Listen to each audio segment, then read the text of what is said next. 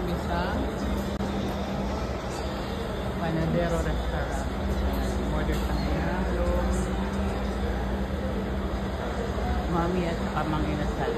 Sarapan nila. Ayan. Ito mami overload. Mami overload. Sarap siya. May mga rekado siya. Maganda yung noodles nila. May chicken. May kung ano na, may chicharon pa kanina. Parang ano to, siomay. Chorizo? Hindi. Yung kikiam. Kikiam. Chicken, noodles, itlog. Pero maalat ng konti. So, kapag merong lemon to, perfect combination yan. Yan o.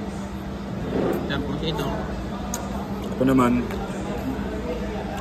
overload lomi. Meron ding chorizo, baka,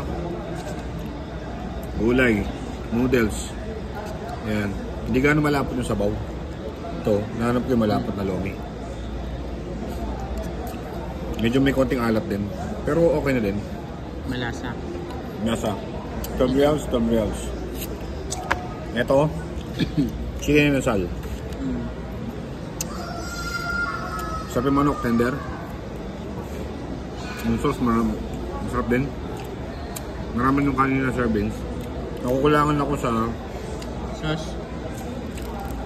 Sa dressing.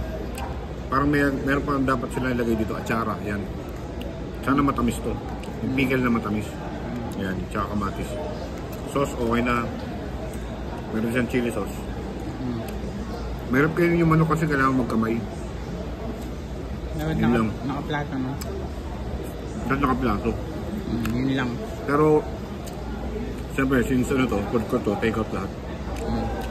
Yun, Panaderos. Ito tinapay, masarap mamaya.